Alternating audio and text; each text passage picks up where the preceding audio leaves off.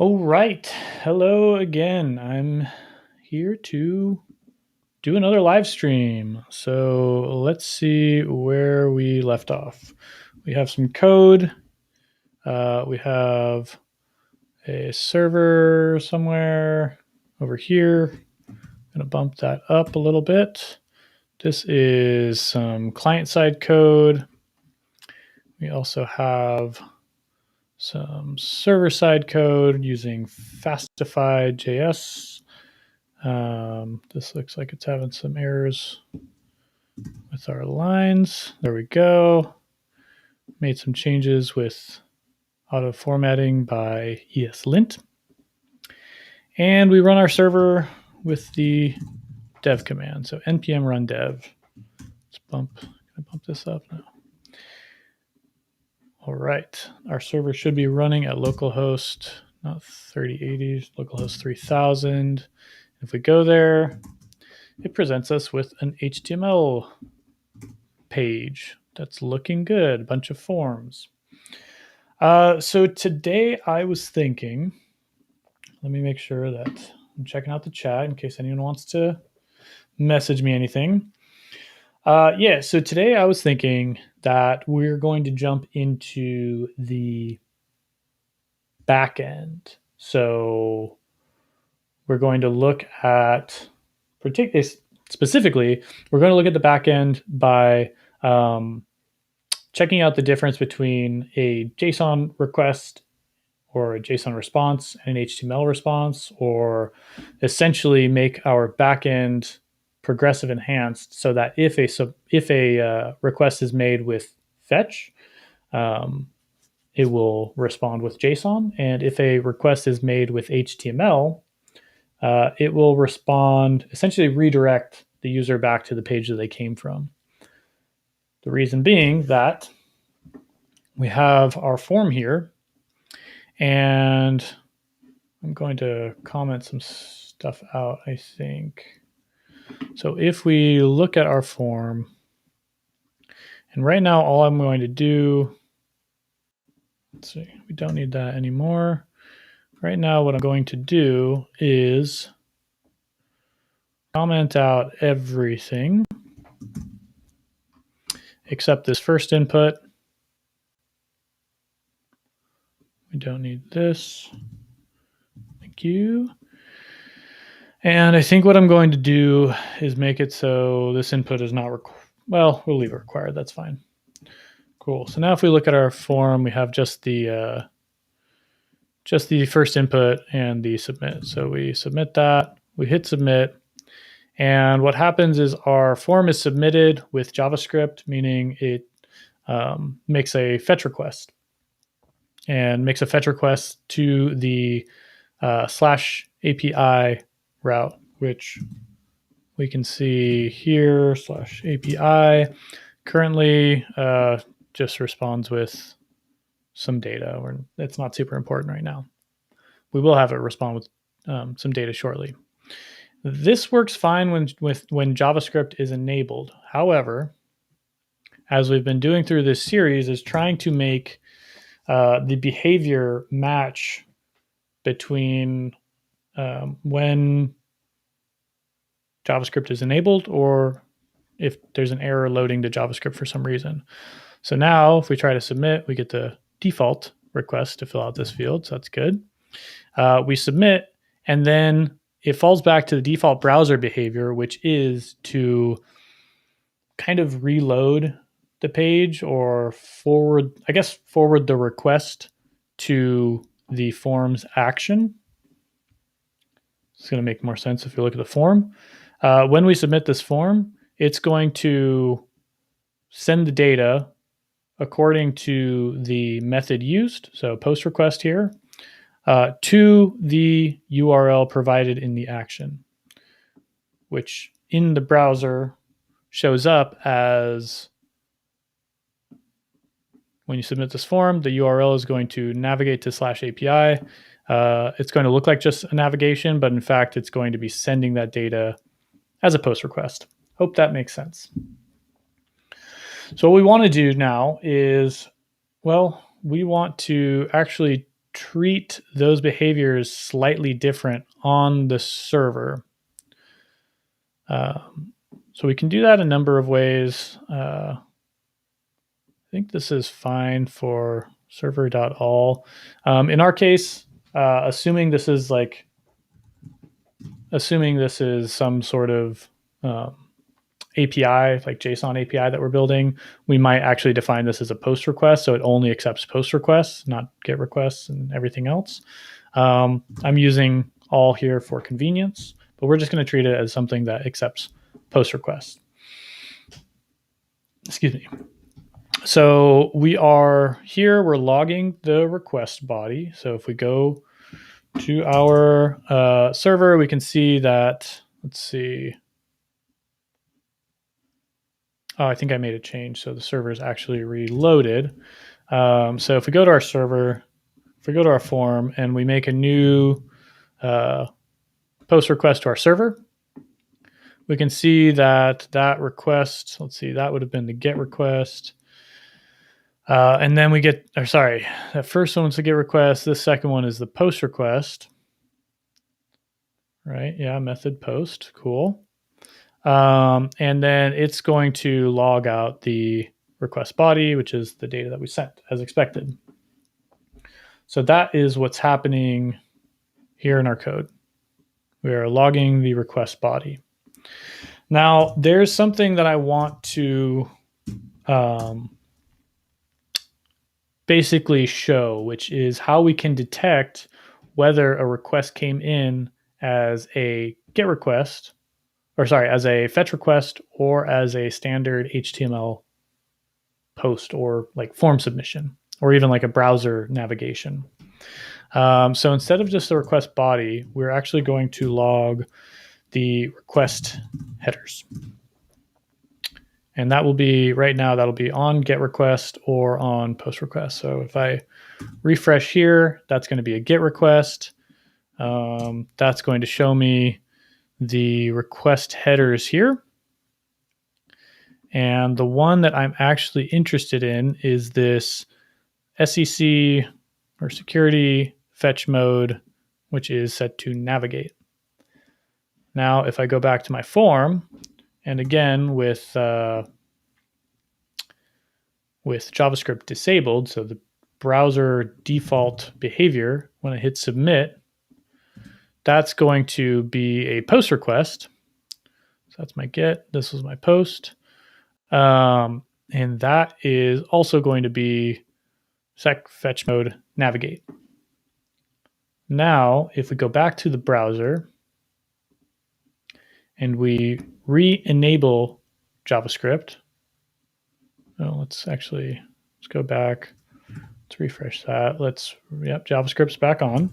So when I submit, that's my JavaScript behavior as expected. I'm going to fill this out. I'm going to hit submit. The page is not going to reload because we are preventing that default browser behavior with JavaScript, and we're submitting with fetch, right? And this fetch request header is not going to show it in the console. No, it is going to show it in the console. This sec fetch mode, if we go to our server and we see here that same header that we've been looking at for the last two requests, which were done with a GET request and with a post request, just through the browser, not with JavaScript, those were showing that the value is navigate. Here, when we do it with JavaScript using the fetch API, we see that the value is cores. And I can show that one more time by saying, let's copy this link address, and in my JavaScript console, I'll bump this up, and we can clear that out, and we can say fetch that URL. So this by default is not going to use a post request. This is going to use a GET request as well. We don't have to do anything with that. We can look at our network request, check this request. We can see that these two different requests. First one is a POST request. Second one's a GET request.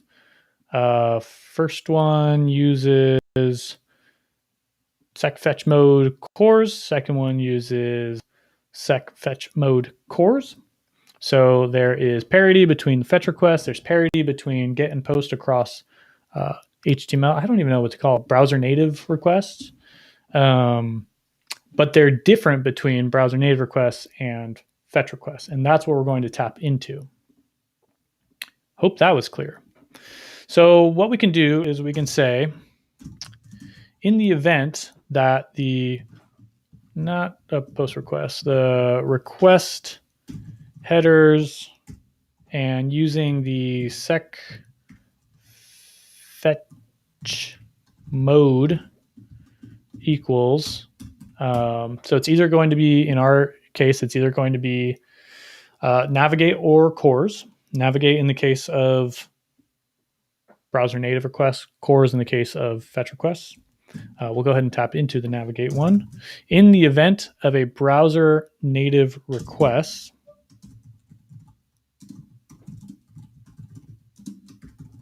which are form submissions or page refreshes or navigation, we basically just want to return with a 303 redirect. So we're going to exit early by using a return statement here, and we're going to use the reply dot not send redirect. The status code, so redirect wants a status code and the URL. We're going to use a status code of 303, which is http stat.us is my favorite status code website. Another good one is http cats, I think. Status cats? http.cat. Yes, http.cat. Let's look at this one instead. This is the informational one.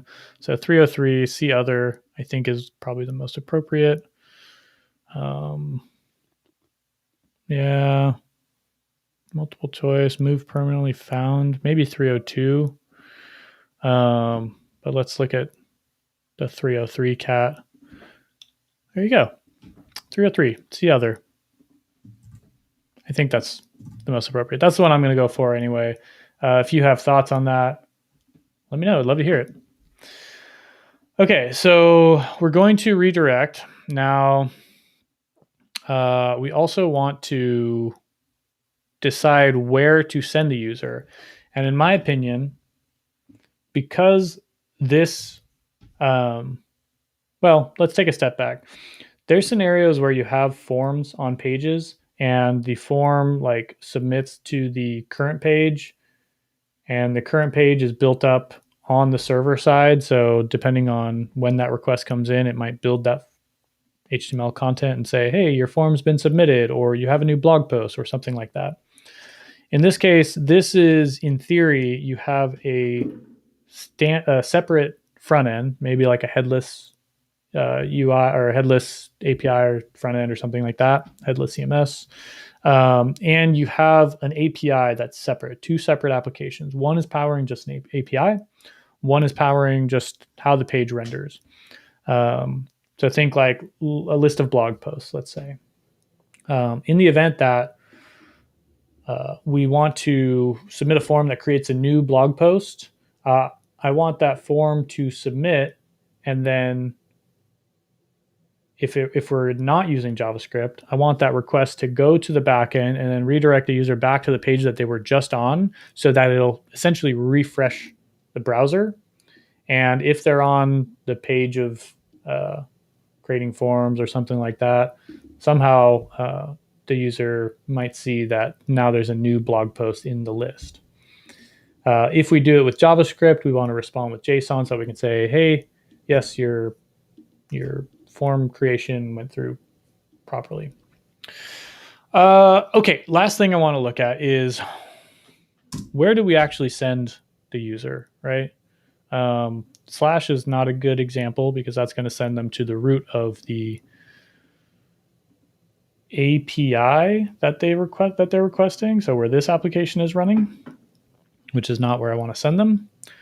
So what we can do is if we look back at the headers that we logged earlier, we should actually be able to see, the referrer here. The referrer is where that request came from. So if I'm trying to send them back to where they came from, I can simply do a 303 to the request headers dot referrer. Okay. And otherwise, we're going to return the request body, which I think is fine enough. Or maybe we can say, like, to have an example, we can say hello world, right? Super common. Or maybe, I don't know, maybe in memory, we could say like, let db equal, I'm even just going to have it be a number. When the request comes in, we'll go ahead and increment something in the database. Maybe this would represent like adding a new blog post or something like that. You probably don't want to do this in memory, but we're doing it here so that we can respond with an object that shows, thank you, ESLint, for telling me my my naming convention was terrible. Cool. So database, or I don't like that. We'll just call that counter, right? Now, every time I hit save, because I have nodemon running, it's going to restart my server, which I think means that counter is going to re-instantiate, which means it's going to go to 0 every time it restarts. So we're only going to see this increment if we keep sending requests without making changes to the server. So let's give this a try. We load the page, and we're going to do the JavaScript version first. We're going to submit that. Our API response is going to come back. The payload is going to be what we send. The response is going to be counter of 1 because it's incremented and then returned. If we submit again, our API moves the counter to 2. Great. This is something that I might do with JavaScript. And then on the client side, when I make that HTTP request, instead of just console logging the response, we can say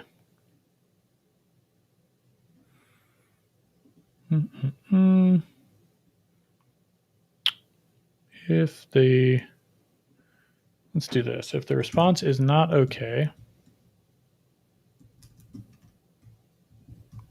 we will alert.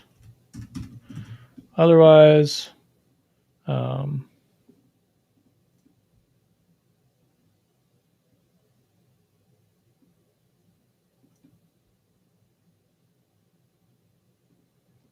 we will say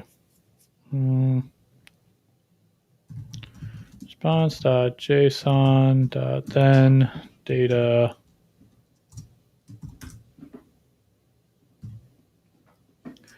and we'll say alert. There are, oops, what I want. There are not errors, data dot counter.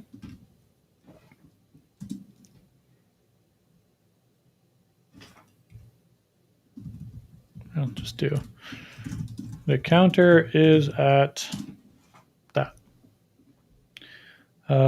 Is that right? Yes, that looks right.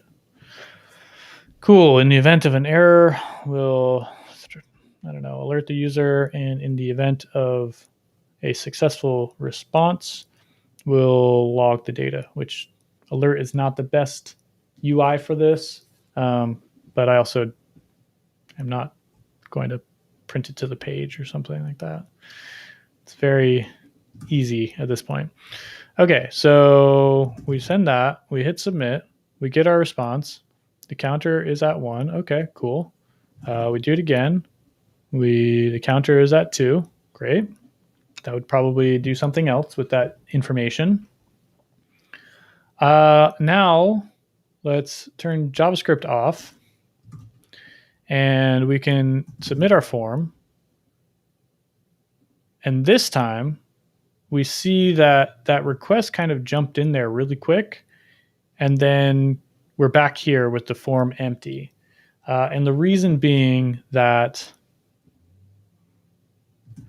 when we submit, the browser actually refreshes. If you look down here, it's going to go to that /API route. It's going to send that post request, and then it's going the post request response is going to say, "Hey, this is a 303 redirect." The browser is going to see that that's a redirect, and it's going to redirect the user back to the page that they came from.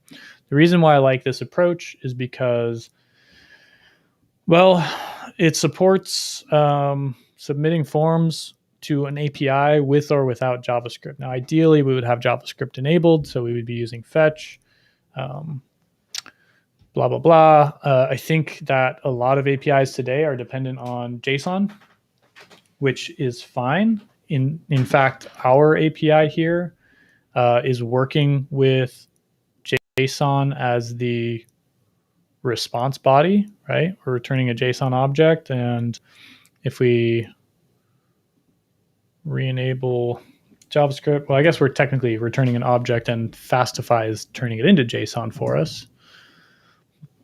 Okay, cool. But if we look here, we can see that the response is a JSON string. And the cool thing about this approach is that it allows for our applications to be more resilient because they can be, well, it allows for our APIs to be more resilient because they can be built to support HTML or JavaScript. And I think that's pretty cool. That's just me. And well, in addition to supporting both HTML and JavaScript, they can also support applications that are built to be resilient, that if the JavaScript fails, it still works. Yeah, that's all I got for the API level progressive enhancement here.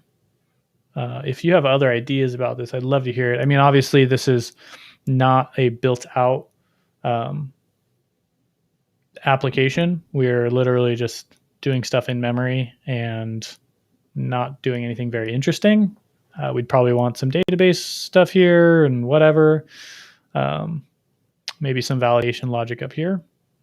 But that's not the point of this conversation or the point of this stream. This stream was to show you particularly this part, is that we can detect if a request header comes in with this secfetch mode navigate, and that's when we know we're dealing with a browser native event or HTTP request. And otherwise, if it's set to CORS, then we're dealing with a fetch request. So that's all I got. I guess I can jump back at this error that I was trying to solve yesterday. Not yesterday, the last time we were on, which was this guy. Basically, my JavaScript validation is not looking very good on radios. So I want to make sure that that works closer to the browser native behavior. And once that's solved, then I'd say this is done. So I'm going to try and get that done in the next 36 minutes, and hopefully it's solved for good. And then I can just store this in GitHub somewhere and never have to write it again. All right, so let's see. Where were we? We were up here. So when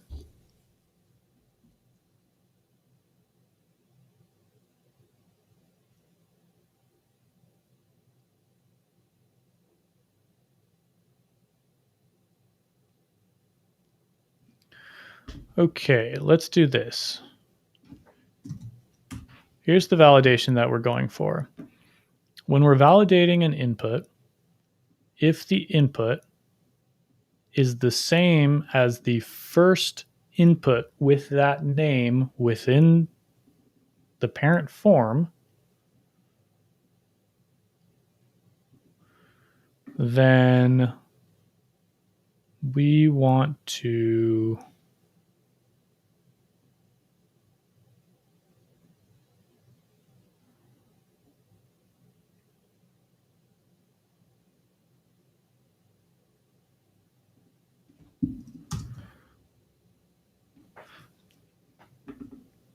basically want to do this. Okay.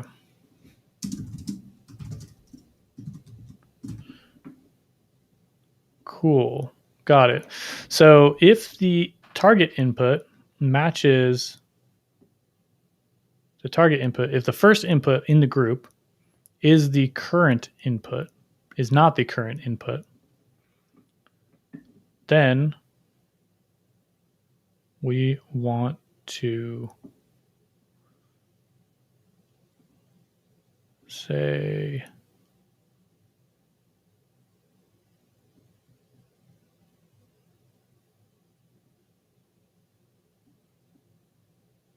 we want to set the aria described by.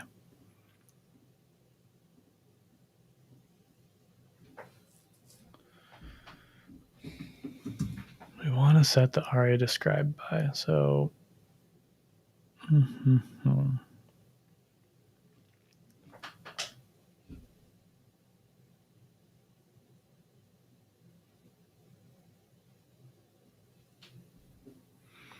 wonder if I can do this without repeating this code, but let's get it to work first.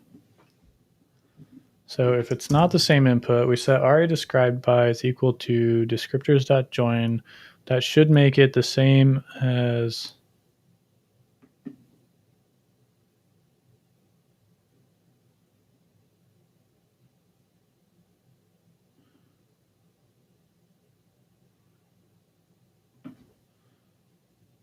this one.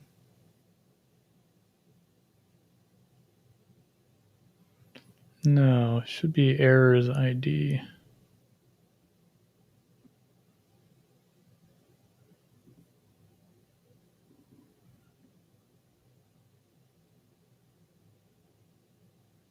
That's it. We're doing descriptors.push errors ID. Okay, cool. That's what I want. Something like that.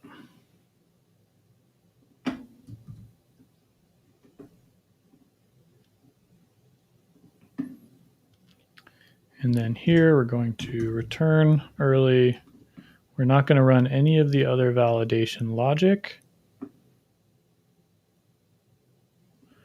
We will run this validation logic up here. Okay, this is all the validation logic that I want.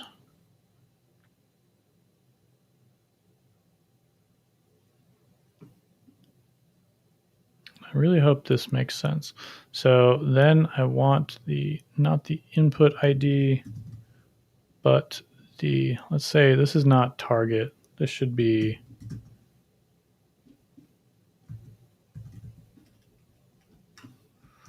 first input of group. It's not equal the input, then descriptors push first input of group.id, and we'll return early. I think that should be it. So let's refresh. Let's submit. And here we see that, cool, we're looking at our radio buttons here. And this is the first input of the group. It has this ID and it has ARIA described by with that. Now the next input in the group should also say ARIA described by, not the ID, but this guy.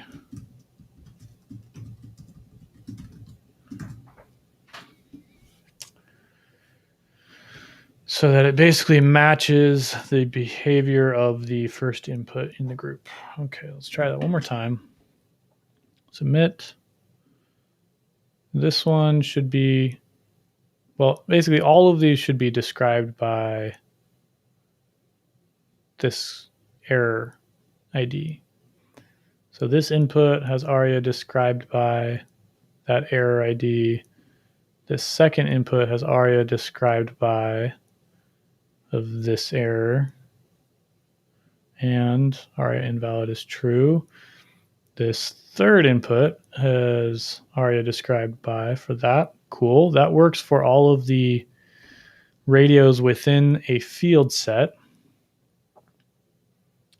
Now for radios not contained within the same field set, we have 3 inputs.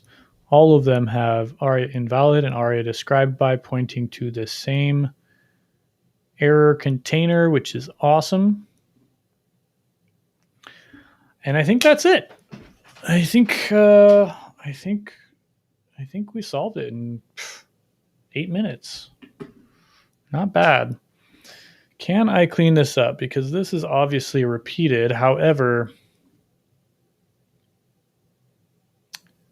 it's repeated because it may have some preset ARIA described bys that need to combine with the ID of the first error object. I don't know if that makes sense, especially if you didn't watch the last stream. But essentially, the way inputs work is invalid inputs, when you try to submit, will highlight the first input of the same name, the first radio button with the same name, and then it'll show an error message that says something like, you must select an option. And we're saying value is required. That's fine.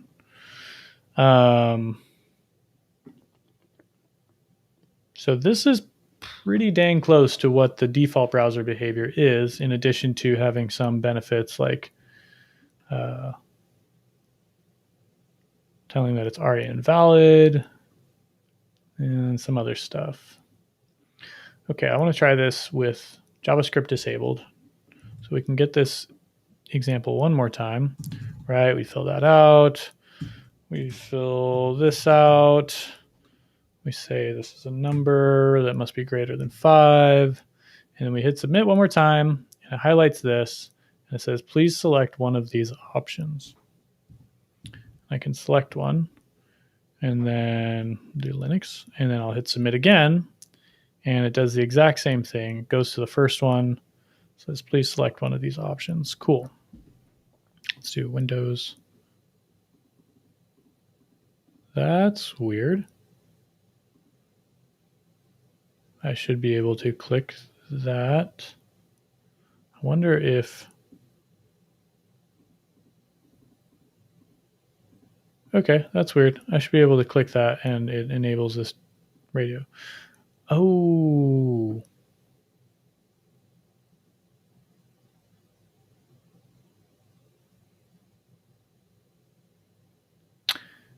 Yeah, that's the problem.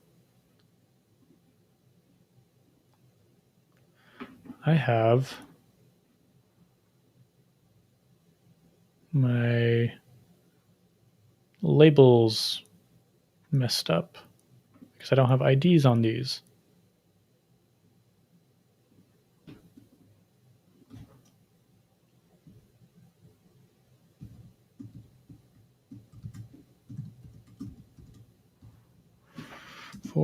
ID equals, whoop. And then I think we can do the same. No. Doot. ID equals that 2, and then 2. Okay, now my labels should be hooked up correctly. So if I click Windows, click Linux, cool. That's going to have something. That's going to have that number here is going to be 6. And my checkbox. Yep, please check this checkbox if you want to proceed. Okay, so that works.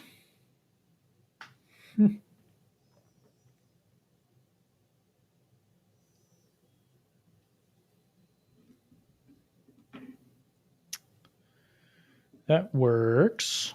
Last thing I want to test is actually radios are looking good. I'm going to get rid of these other radios. I want to see, let's see, individual checkboxes are fine. One thing I don't have yet is a field set with a legend of checkboxes. And I'm going to say, no, we're going to say this is pizza toppings. And this is going to be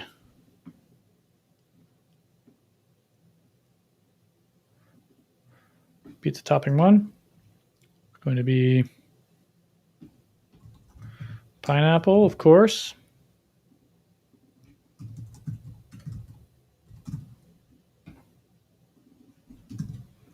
Name is checkbox, ID is checkbox, required is true.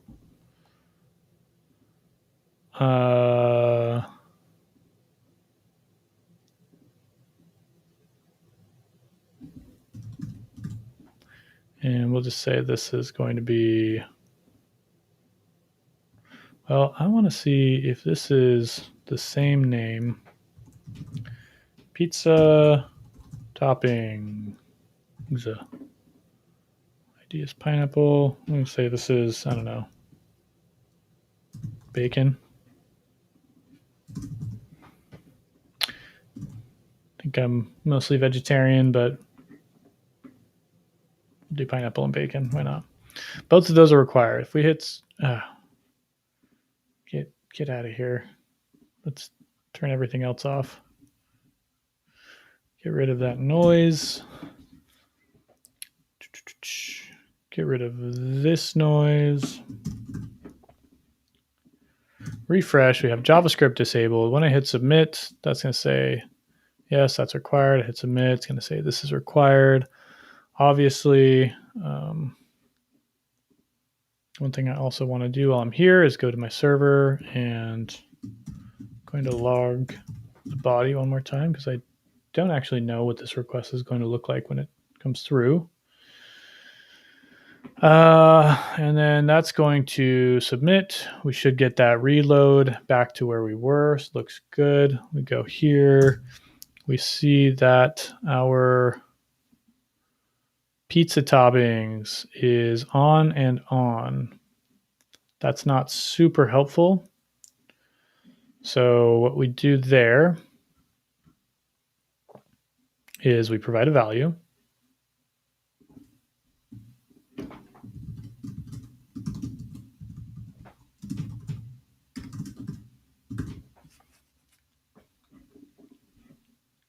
Okay, I think. And then we click both of those. We hit submit. We go back and we see pizza toppings includes pineapple and bacon. Cool. So if we want to do a collection of values, we can do a field set of checkboxes where we can select multiple.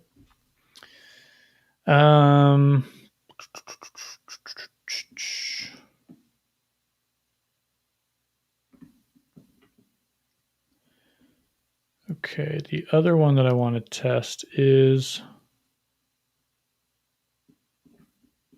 this select.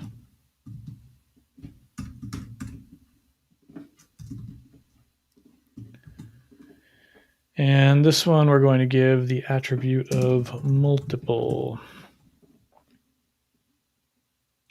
So reload, U and U, select 1 and 2.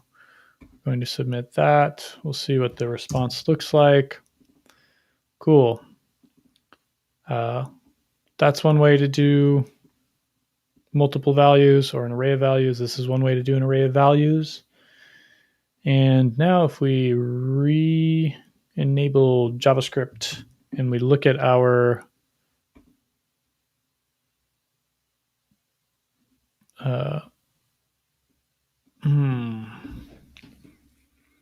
if we look at our validation, we don't have feature parity because now we're treating these as a group because they have the same name.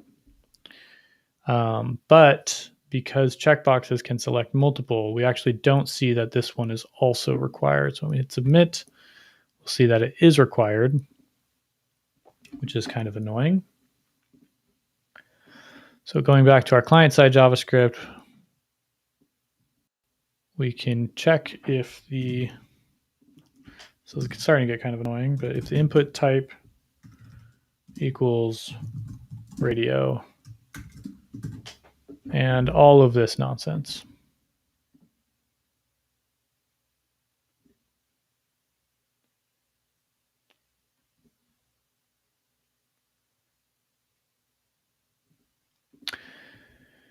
And I think what I might do is actually pull this logic in there so that that logic is, what is going on there?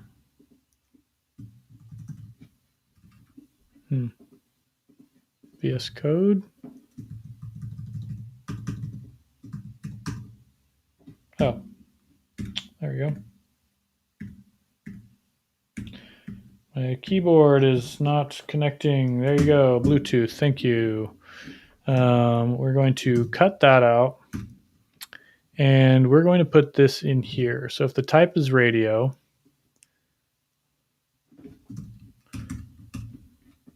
then we'll do this logic. And then if that, then we'll do that. Okay. And the reason why I'm doing this is because I think that this cleans up. It's an unusual use case or a one-off use case where we're checking only for radio inputs. So I want all of that logic to kind of stay together, that when we're dealing with radio inputs, we're having a little bit of a special circumstance.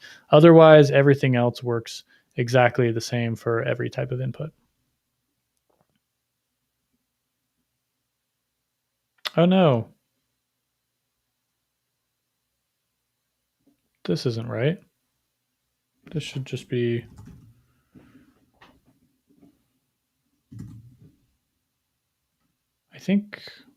I hope I didn't break that. Let's see. Let's bring our radios back for a moment.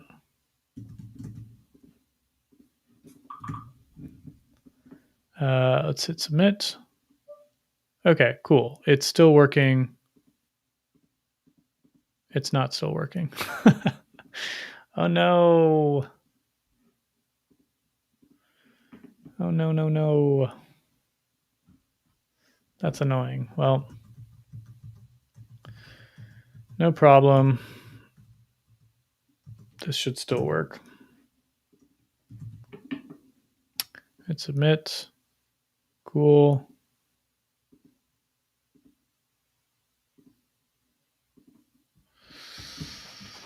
Oh, it doesn't work. It doesn't work.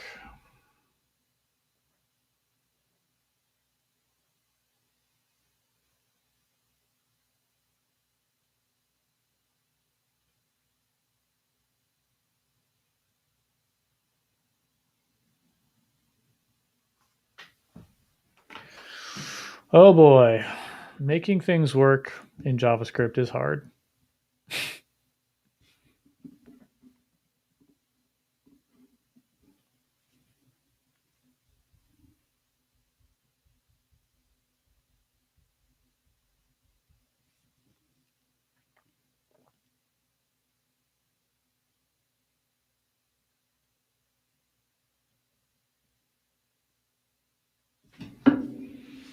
Hmm.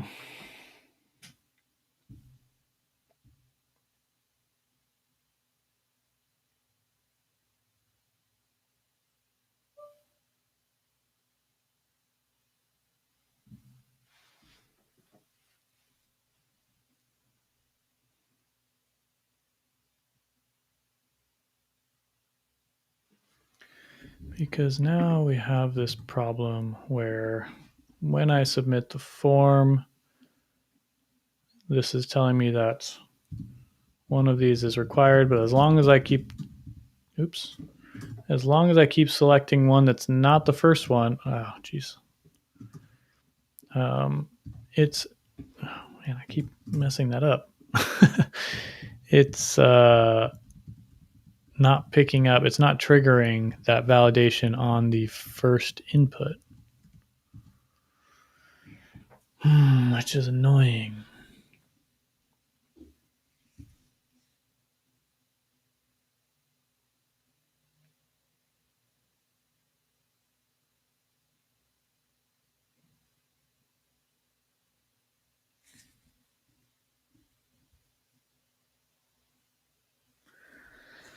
Well, this is not something that I feel able to fix on a live stream in an hour. So I think this is one of those things that is more difficult than it seems.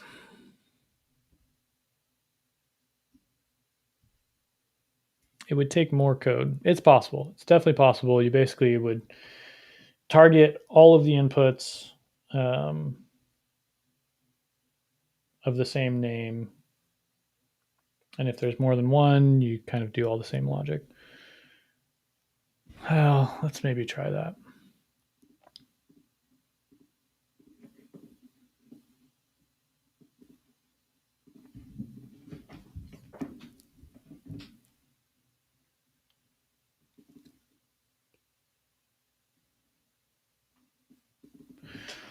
All right, so instead of first of group, we're going to say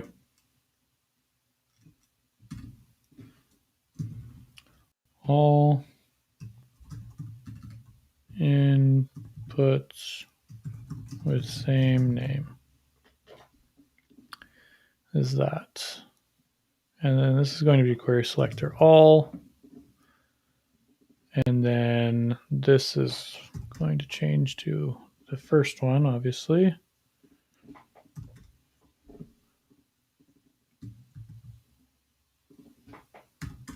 Okay, so that logic remains the same.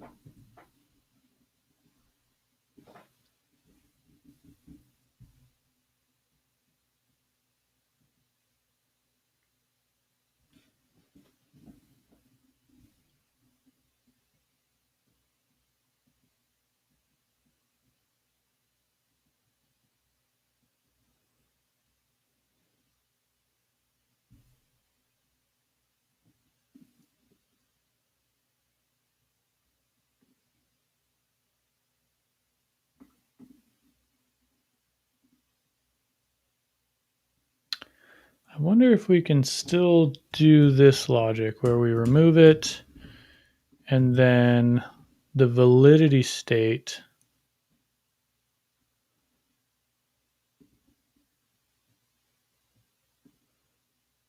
we can actually get the validity state of just the first one if it's a radio.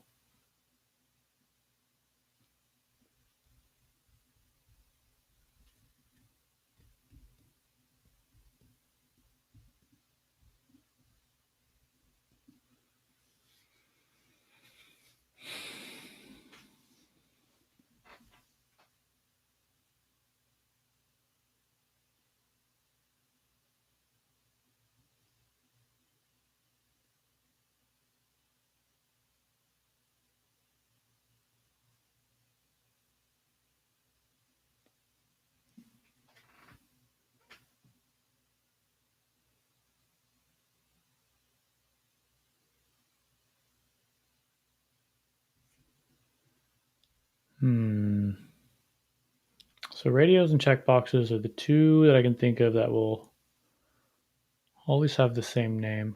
I actually wonder, out of curiosity, if I have, we'll just save that for now. If I can have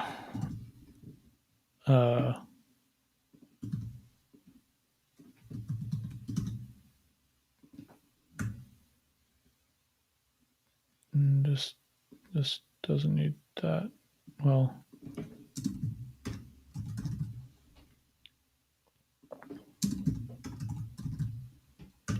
if I submit two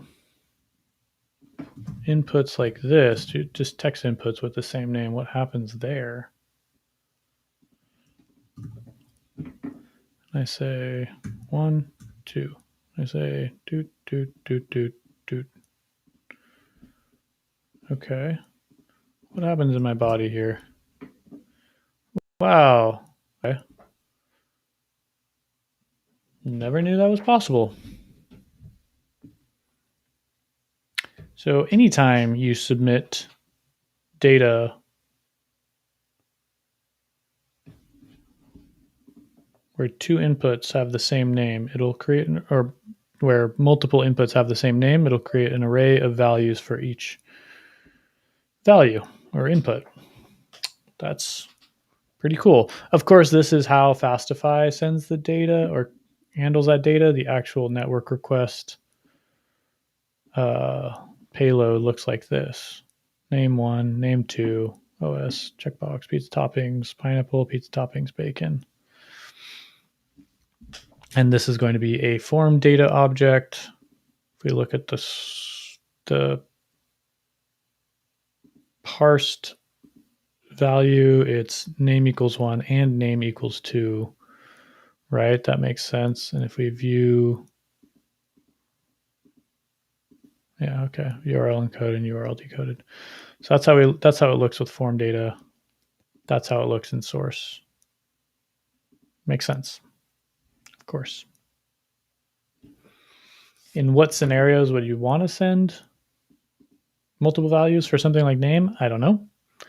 Multiple values for something like pizza toppings makes sense, in my opinion.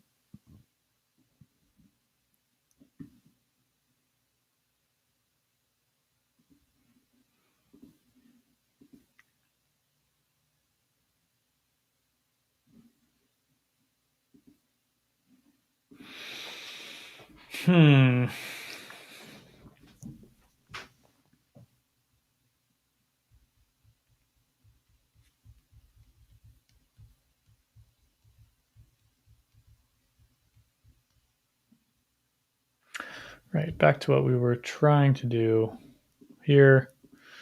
Well,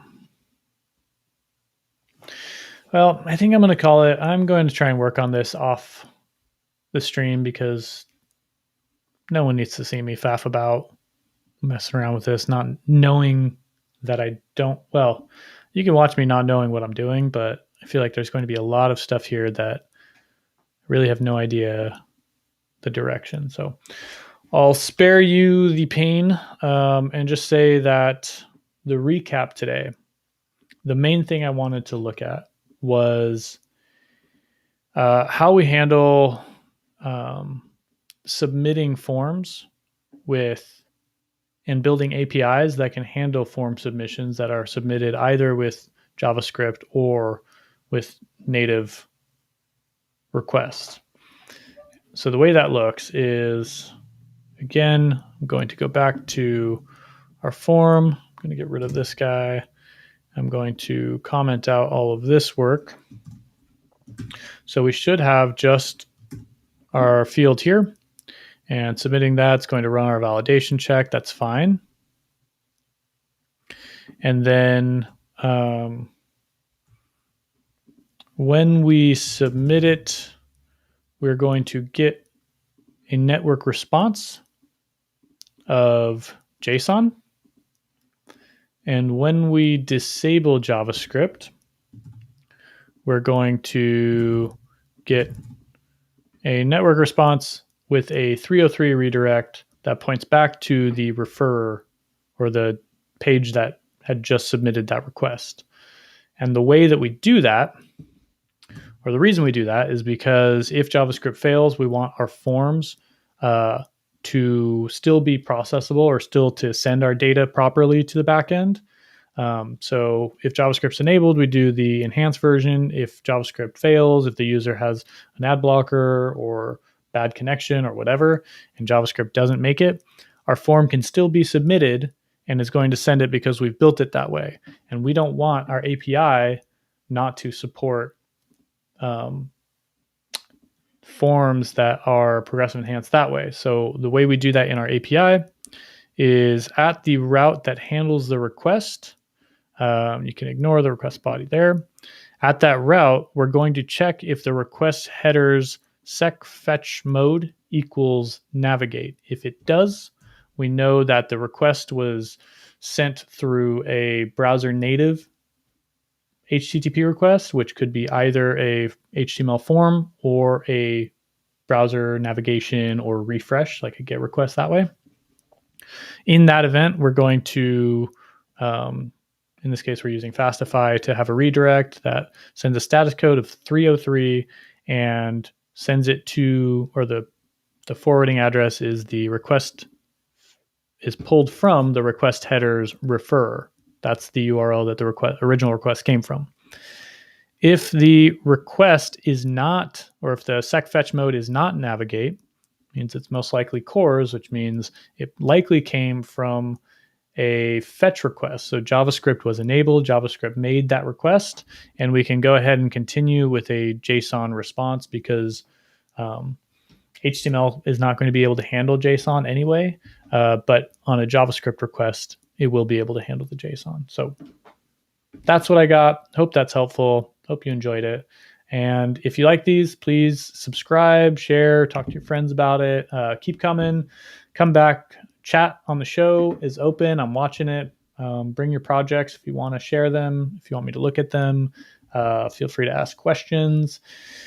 And yeah, please keep coming out because I'm having fun doing this, and I hope you're having fun learning. Anyway, catch you next time.